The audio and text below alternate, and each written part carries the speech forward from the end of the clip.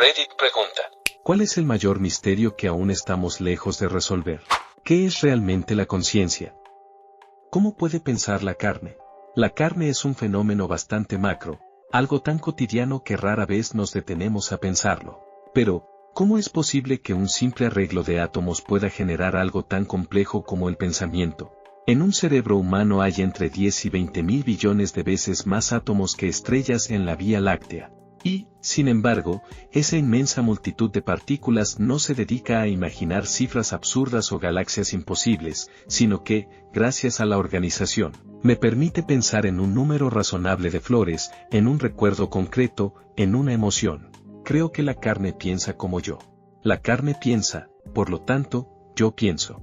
Podés creer que la conciencia es un fenómeno emergente, información que se integra, vibraciones en microtúbulos o cualquier otra teoría que esté de moda.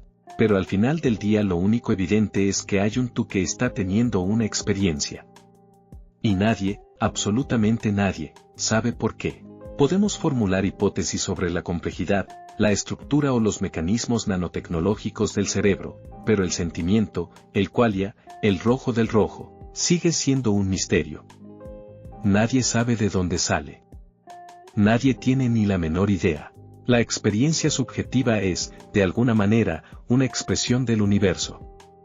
¿Qué niveles de complejidad deben darse para que una experiencia aparezca? Los cerebros humanos claramente pueden producirla. Los cerebros animales también, eso parece evidente. ¿Los insectos? Todo indica que sí. Entonces, ¿hasta dónde podemos reducir la escala? ¿Qué tan pequeño podés ir antes de que la experiencia deje de existir? ¿Puede un pequeño conjunto de transistores que dirigen la corriente en un amplificador operacional, un op-amp, tener algún tipo de vivencia? ¿Siente algo cuando lo forzás más allá de sus límites?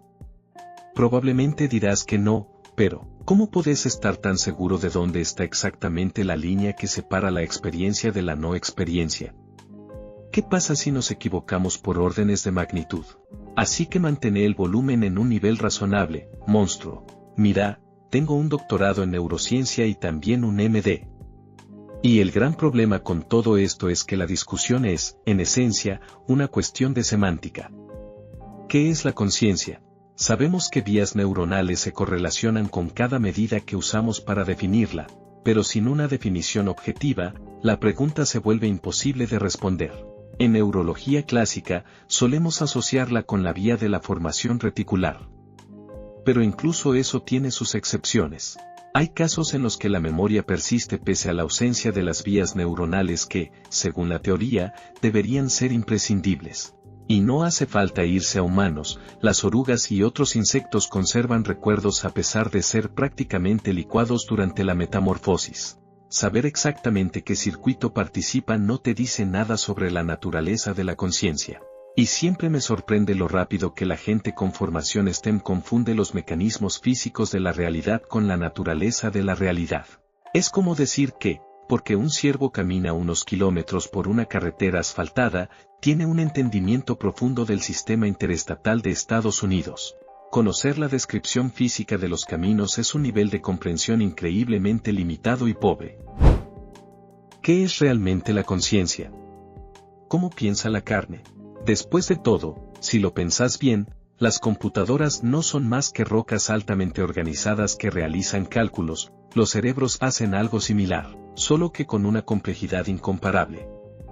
La pregunta, entonces, no es solo cómo piensa la carne, sino por qué llegó a pensar. Honestamente, la conciencia puede entenderse como un rasgo evolutivo que surgió para aumentar las probabilidades de supervivencia, reproducción y adaptación al entorno. Y, por cómo nos fue como especie, se podría decir que funcionó bastante bien, no solo sobrevivimos, sino que dominamos el planeta. En el pasado, disponer de este nivel de percepción interior y exterior era una ventaja selectiva enorme. La conciencia, en ese sentido, fue una estrategia ganadora. Sin embargo, debo decir que no creo que absolutamente todos los seres humanos sean conscientes en el sentido profundo del término. Tener habilidades lingüísticas y capacidad de resolver problemas no garantiza por sí solo la existencia de un verdadero mundo interior. Para comprender mejor qué vuelve tan vasta y compleja a la conciencia humana, un buen punto de partida es la teoría de la mente. Los seres humanos tenemos la capacidad de pensar sobre el pensamiento, podemos modelar las creencias, intenciones y deseos de los demás, incluso cuando difieren de los nuestros. Esa doble capa, entender lo que otro entiende, es el núcleo que permite el análisis social profundo, la empatía, la cooperación y la anticipación de comportamientos. Un ejemplo sencillo: si alguien deja caer sus llaves y caen a tus pies, las recoges y se las devolves. Lo haces sin pensarlo demasiado, porque automáticamente inferís que esas llaves son importantes para esa persona y que vos estás en posición de ayudarle. En esa fracción de segundo, tu mente reconstruyó las posibles intenciones de otro ser y actuó en consecuencia. Esta capacidad no apareció de la nada. Los humanos fuimos, desde muy temprano, animales sociales que vivían en grupos sorprendentemente grandes. Navegar esos entornos sociales exigía un sistema cognitivo capaz de rastrear relaciones, tensiones, alianzas, estados emocionales e intenciones de una enorme cantidad de individuos. Se estima que los humanos podemos gestionar mentalmente redes sociales de unas 300 personas, la más amplia entre todos los grandes simios. Esa presión evolutiva, mantener la cohesión, evitar conflictos, interpretar señales, anticipar conductas, impulsó el desarrollo de procesos cada vez más complejos. Y de esa misma arquitectura cognitiva social emergió la metacognición, la capacidad de pensar sobre nuestros propios pensamientos. Desde ahí se abre la puerta a todo lo demás: introspección, creatividad, filosofía, moralidad, abstracción, y toda la rica vida mental que consideramos ser humano. En resumen, la conciencia no es un misterio absoluto caído del cielo, sino una consecuencia inesperada de ser animales sociales extremadamente complejos. Aunque, claro, entender su naturaleza profunda, la textura subjetiva de lo que se siente ser uno mismo, sigue siendo un enigma que ni la biología, ni la neurociencia, ni la filosofía han logrado despejar del todo. Pensar es menos misterioso que la conciencia real. De alguna manera entendemos cómo las redes neuronales, artificiales o biológicas, pueden computar /pensar, pero lo que no entendemos en absoluto es cómo surge la conciencia de ese proceso. Los sistemas basados en DNN como ChatGPT no parecen que vayan a lograr nunca la conciencia real, aunque pueden simularla lo suficientemente bien como para engañarnos. En mi opinión, tiene algo que ver con el comportamiento no determinista en nuestras neuronas derivado de fenómenos cuánticos, lo cual no afecta a las computadoras, ya que hemos pensado mucho en corregir cualquier no determinismo de este tipo siempre que surja. La respuesta de Bestward parece la más directa. El yo es una especie de ficción, tanto para los anfitriones como para los humanos. Es una historia que nos contamos a nosotros mismos. No hay un umbral que nos haga más que la suma de nuestras partes, ni un punto de inflexión en el que nos volvamos completamente vivos. No podemos definir la conciencia porque la conciencia no existe. Los humanos se imaginan que hay algo especial en la forma en que percibimos el mundo, y sin embargo vivimos en bucles tan apretados y cerrados como los anfitriones, rara vez cuestionando nuestras elecciones, contentos, en su mayor parte, con que nos digan qué hacer a continuación. No, amigo mío, no te estás perdiendo nada en absoluto. No creo que seamos especiales. Un montón de animales piensan, solo que no de la misma manera que nosotros. Pero eso no hace que nuestra forma de pensar sea tan especial. Es solo una forma diferente de conciencia, y es probable que sea solo un subproducto de la eficiencia biológica. Nuestros cuerpos son tan eficientes para sobrevivir, que nuestros cerebros se han vuelto capaces de procesar la realidad de manera diferente a la mayoría de los otros animales. Nos hicimos eficientes para sobrevivir porque nos quedamos juntos y porque en la lotería evolutiva, el destino cósmico logró poner el poder en el cerebro en lugar del cuerpo. Nuestros cuerpos son increíblemente débiles en comparación con incluso otros simios. Excepto también en el lanzamiento de dados cósmico de la forma en que funcionan nuestras piernas y glúteos, como los humanos se volvieron buenos para moverse erguidos, a un ritmo más lento, pero por una distancia mayor.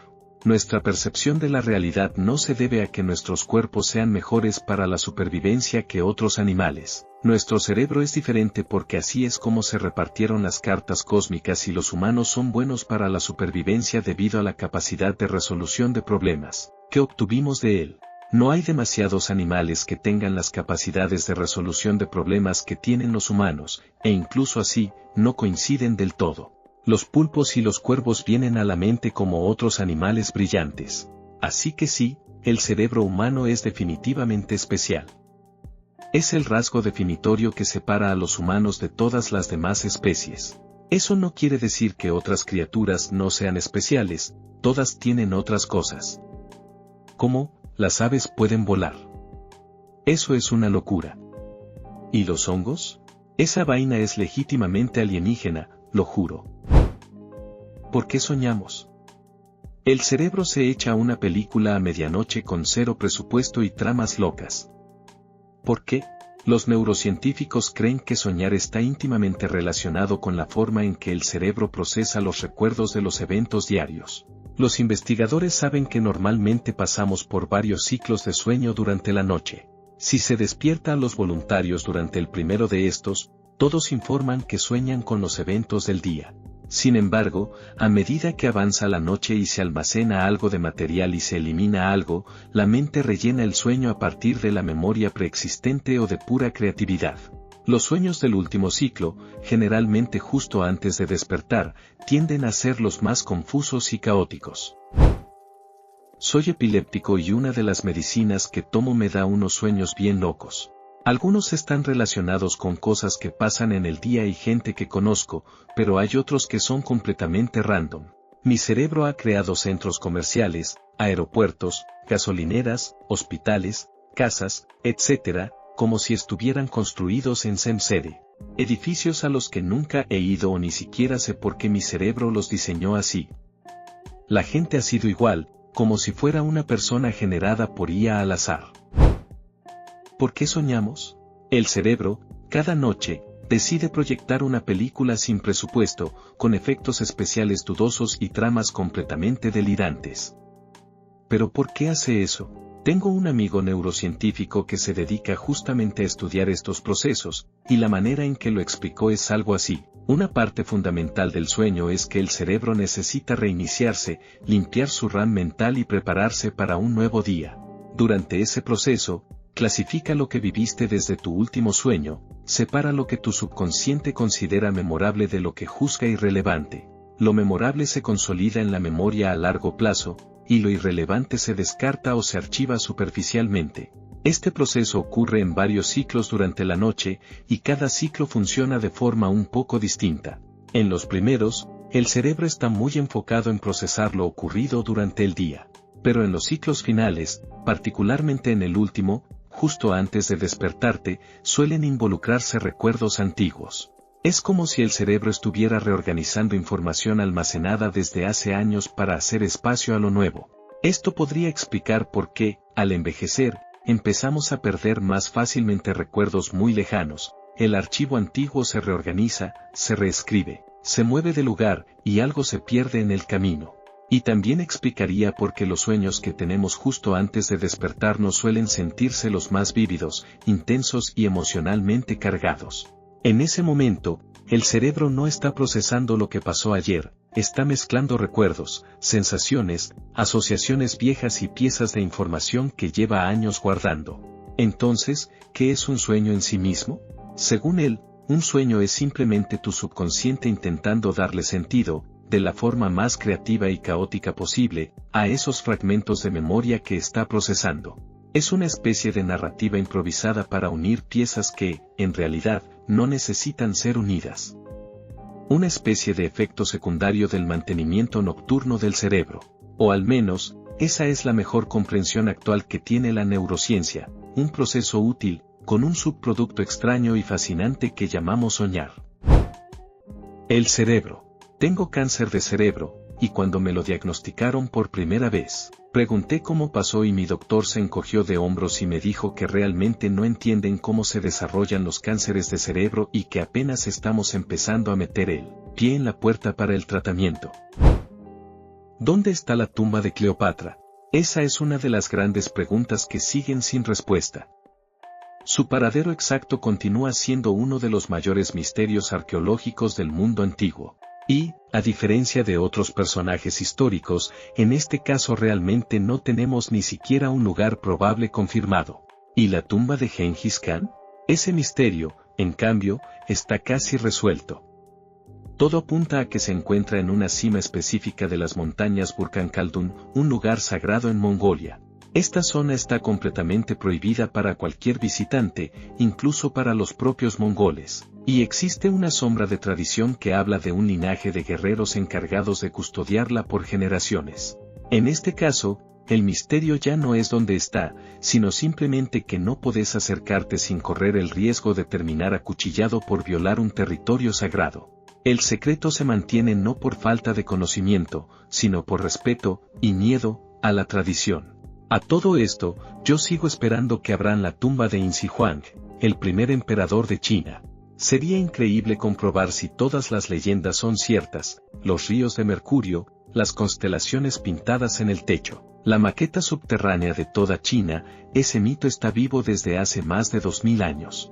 Y ojo, no es puro invento.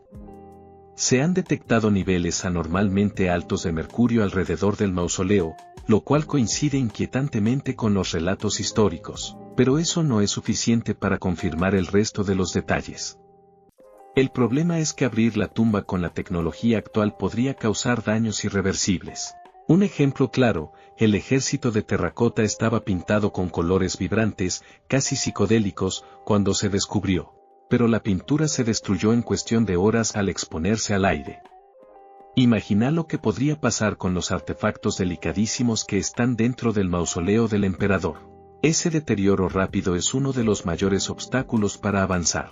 Otros misterios modernos, Heinrich Hoffa, Amelia Earhart, esos siguen alimentando teorías.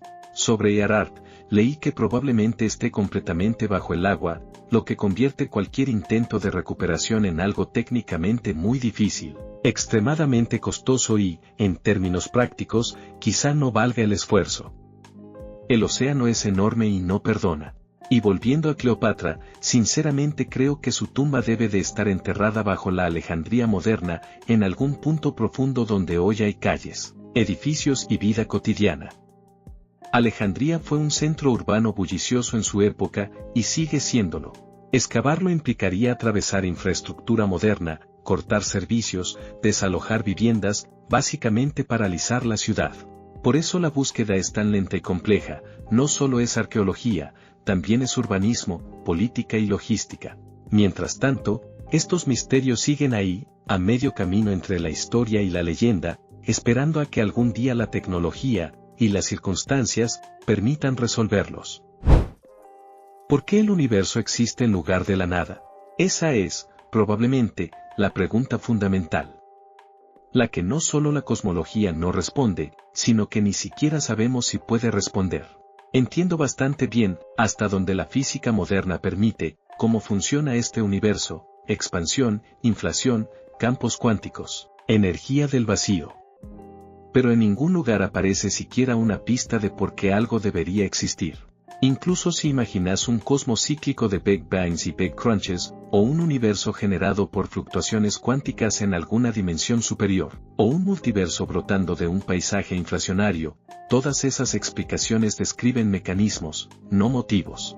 Y cuando intentas llegar al punto cero, al origen absoluto, te encontrás con que el por qué ni siquiera figura en las ecuaciones. Porque si lo pensás desde lo puramente lógico, parecería muchísimo más simple que no existiera nada.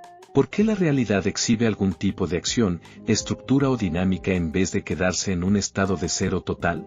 Dicho esto, todo el concepto de por qué ya arrastra un problema, es un intento profundamente humano de derivar significado de algo que probablemente no tenga intención, dirección ni propósito. Es un reflejo antropocéntrico, una extensión de nuestras intuiciones narrativas y nuestras expectativas de causa-efecto en escalas humanas. En la naturaleza, millones de cosas suceden sin necesitar una razón significativa, simplemente obedecen a causas físicas.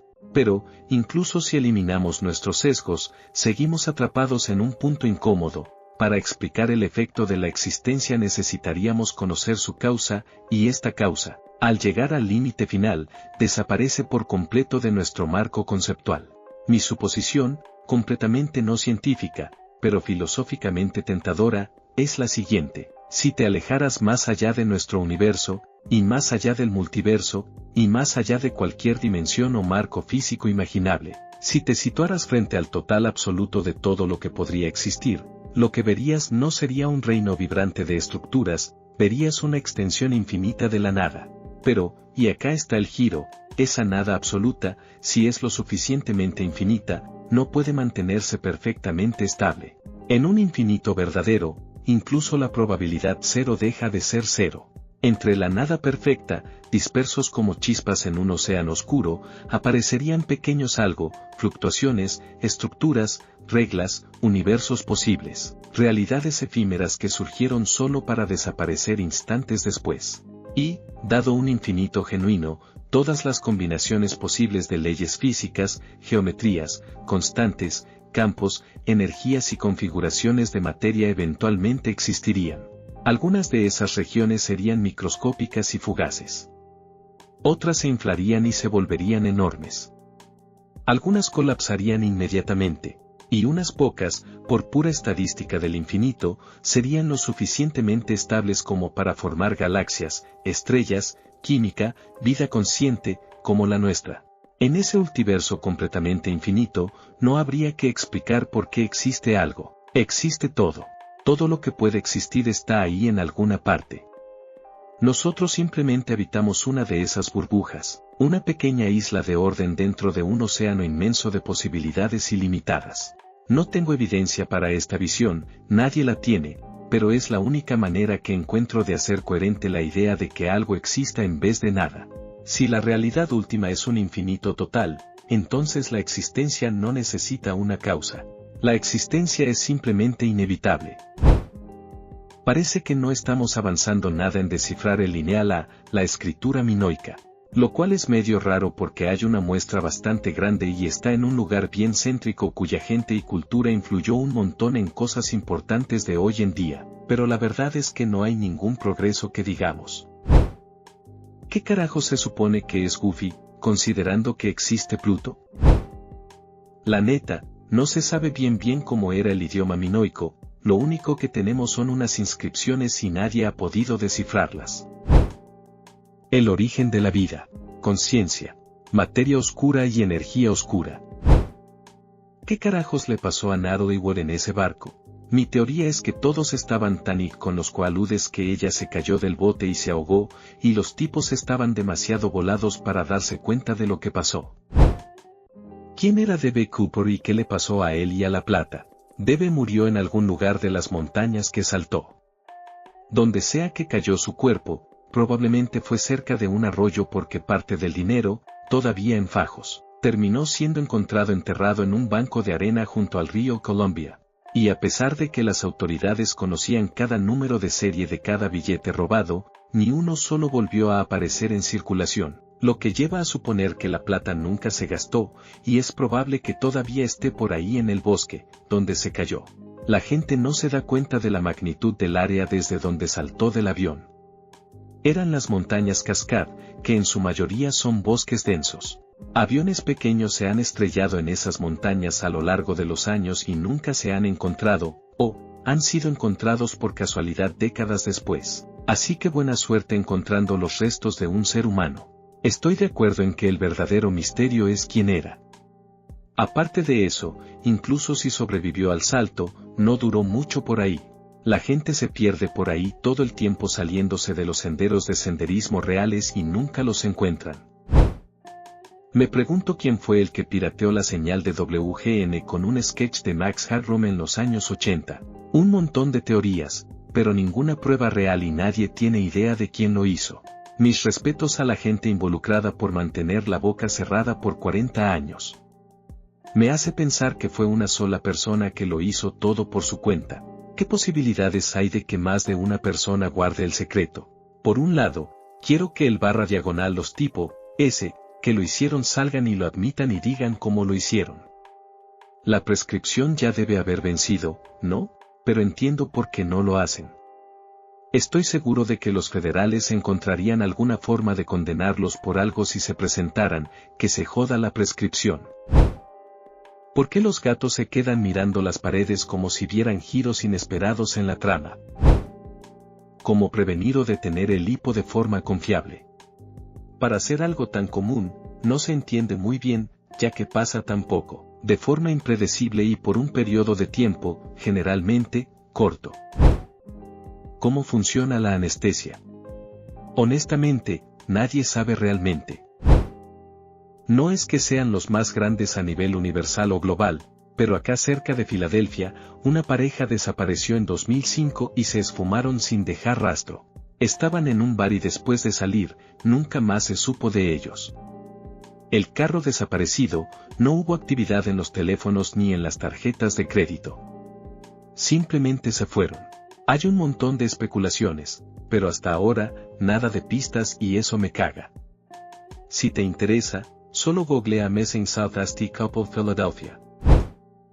Como un montón de neuronas blanditas disparándose en nuestros cráneos se convierten en pensamientos, sentimientos y una sensación de uno mismo, todavía me vuela la cabeza, y estamos lejos de explicarlo de verdad. Nuestros cerebros y cuerpos y las razones exactas por las que hacemos cosas como bostezar. ¿Qué es la existencia? La pregunta inevitable, la más vieja de todas, ¿por qué hay algo en vez de nada? No es solo una duda filosófica, es casi una sensación visceral, una incomodidad existencial que aparece cuando pensamos demasiado en el hecho mismo de estar. Creo que la existencia podría entenderse como algo que se encuentra entre dos polaridades. Esto no lo saqué de un libro, sino de una experiencia profundamente perturbadora que tuve en un sueño. En ese sueño me vi enviado hacia lo que sentí como la polaridad negativa, un lugar sin tiempo, sin luz, sin dirección, un espacio que no era simplemente eterno, sino fuera del tiempo, donde los conceptos de antes, ahora y después no tenían ningún sentido. Esa experiencia me dejó la impresión de que existir es, de alguna manera, quedar atrapado, o concentrado, en el estrecho punto donde dos extremos atemporales se tocan, como si la realidad fuera un cuello de botella entre polaridades infinitas y nosotros ocupáramos el único lugar donde la experiencia es posible. No sé si esto constituye una respuesta en el sentido clásico, pero sí parece relacionado con la idea de por qué el ser emerge del no ser. A veces me gusta pensar que la vida es la forma en que el universo se experimenta a sí mismo, no porque tenga un propósito trascendental, sino porque la conciencia parece convertir la existencia en algo que puede observarse, describirse y sentirse. En ese sentido, vivir es iluminar un punto mínimo dentro de una estructura incomprensiblemente grande, un instante de awareness en medio de lo infinito. Tal vez la existencia no sea una pregunta que tenga respuesta, sino un estado intermedio, un puente entre dos infinitos silenciosos, un intervalo donde el universo despierta lo suficiente como para mirarse y decir, estoy aquí, aunque no sepa por qué. ¿En serio? ¿Por qué me acuerdo de momentos vergonzosos de hace 10 años pero no me acuerdo dónde dejé las llaves hace 5 minutos? ¿Cómo se reproducen las anguilas? MH370. ¿Alguna vez se va a resolver esto de forma concluyente? Lo dudo mucho. El piloto era un tremendo imbécil que decidió matar a un par de cientos de personas al mismo tiempo. Muy probable. Eso fue muy probablemente Herman Wings, un año antes. Fíjate en cuando pasó, inmediatamente después de un traspaso de control de tráfico aéreo en un vuelo nocturno, cuando había muy poco que hacer, y su entrega de radio fue anormal sin la lectura correcta. El copiloto estaba en su primer vuelo después del entrenamiento de línea del 777, aparentemente. Antes era un tipo de 737, y estaba trabajando con un capitán muy experimentado y conocido. Posiblemente fue invitado a salir de la cabina de mando, es decir, no está pasando mucho. ¿Por qué no vas a tomar un café / usar el baño / coquetear descaradamente con las azafatas jóvenes? O lo que sea. Despresuriza la cabina de pasajeros mientras usas tu propio oxígeno, luego vuélvela a encender una vez que todos hayan expirado. Ahora tienes el avión para ti solo. Malasia es una sociedad islámica muy estricta, del tipo donde podrías negar cosas que son tabú a pesar de que toda la evidencia esté justo frente a ti. Esa parece ser la línea que ha tomado su familia. Ya está casi resuelto. El piloto hizo varias simulaciones de vuelo donde estrelló el avión en medio de la nada. Específicamente, giró el avión para mirar su isla natal y luego voló hacia la nada. Entrelazamiento cuántico. Quizás, el tamaño del universo. Aunque supiéramos, no creo que realmente entendiéramos lo que eso significa. Simplemente parece incomprensible. ¿Cómo le hace los Simpson para seguir al aire? Quizás intentaron cancelarla, pero tal vez es una especie de programa maldito de demonios que no se puede cancelar y simplemente se autoproduce todo el tiempo y seguirá hasta el fin del universo. ¿Por qué la humanidad llegó a su punto máximo con el pan en rebanadas y todo lo demás es solo un segundo mejor en comparación? ¿Qué clase de vida hay en nuestros océanos? Las estimaciones científicas actuales dicen que solo hemos descubierto entre el 10 y el 25% de las especies marinas. Para ser honestos, tenemos una idea relativamente buena de cómo será esa vida en términos generales. Es más una cuestión de rellenar las áreas en blanco conocidas en el árbol evolutivo. Artrópodos probablemente va a ser una gran parte de eso, y sabemos que vendrán en formas como gusanos y moluscos. La pregunta es cómo se verán esos. ¿Será que la materia / energía oscura o el tiempo son realmente algo? En filosofía, se habla mucho de la percepción del tiempo en relación con la causalidad. Las causas preceden a los eventos y resultados, etc., o la flecha del tiempo. Luego está el tiempo en física, que parece ser una parte física del universo con la capacidad de acelerarse y desacelerarse, pero nuestra limitada percepción solo puede conocerlo indirectamente. La conciencia, cómo y por qué el cerebro produce la experiencia subjetiva. Todavía estamos lejos de tener una explicación completa. Bueno, seguro sabemos que eso hace, y sabemos que los cerebros no son nada mágico, solo un montón de cables y electrolitos. Así que si funciona, se puede recrear, y quizás de forma más elegante. ¿Cómo funcionan realmente los imanes? Sí, incluso esos del CMS que parecen sacados de ciencia ficción. ¿Qué hace que algo sea magnético? Dentro de un imán, cada átomo funciona como un mini imancito. Los electrones en movimiento alrededor del núcleo generan pequeños campos magnéticos. En la mayoría de los materiales, estos mini campos apuntan en direcciones totalmente aleatorias, así que se cancelan entre sí y no pasa nada especial. Pero en ciertos materiales, como el hierro, el níquel o el cobalto, los átomos pueden alinearse y coordinar sus campos en la misma dirección. Cuando esa alineación ocurre de forma masiva, con miles de millones de átomos cooperando, obtenés un imán de verdad. En los imanes permanentes, esta alineación ocurre de manera natural gracias a la estructura interna del material, como en la magnetita, esa piedra imán que ya conocían hace miles de años. En cambio, en un electroimán, la corriente eléctrica obliga a que los átomos se alineen. Cuando cortas la electricidad, se desordenan y pierden su magnetismo. ¿Por qué los imanes no atraen absolutamente todo?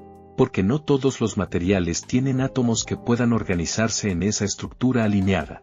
Los imanes solo afectan a materiales ferromagnéticos, principalmente hierro, níquel y cobalto. Por eso pueden levantar un clavo, pero ni se inmutan frente al plástico, la madera o la mayoría de los metales como el oro o el aluminio. Aunque existan otros tipos de magnetismo, paramagnetismo, diamagnetismo, sus efectos son tan débiles que en la vida diaria pasan desapercibidos. ¿Cómo funcionan los imanes en la vida cotidiana? Los usamos muchísimo más de lo que pensamos. 1. Imanes de nevera, ejercen una fuerza suave pero constante que mantiene papeles y fotos pegados. 2. Motores eléctricos, aprovechan electroimanes para crear movimiento, literalmente impulsan ventiladores, autos eléctricos, herramientas y miles de dispositivos. 3. Máquinas de resonancia magnética, MRI generan campos intensísimos para alinear los átomos de tu cuerpo y crear imágenes internas sin cirugía. 4. Brújulas, contienen una pequeña aguja imantada que se alinea con el campo magnético terrestre. 5. La Tierra misma, es básicamente un imán gigante gracias a su núcleo metálico en movimiento, creando un campo que nos protege de la radiación solar y permite que la brújula apunte al norte. Si mañana desapareciera el magnetismo, se caería Internet, los GPS, las telecomunicaciones y hasta los discos duros dejarían de funcionar. Sería un caos total. ¿Pueden los imanes perder su poder? Sí, los imanes permanentes pueden debilitarse si 1. Los calentas demasiado, 2. Los golpeas fuerte, 3. O los expones a un campo magnético opuesto más potente. Todo eso desordena los átomos internos. Incluso dejar caer un imán una y otra vez puede desalinear estas estructuras y hacerlo menos magnético.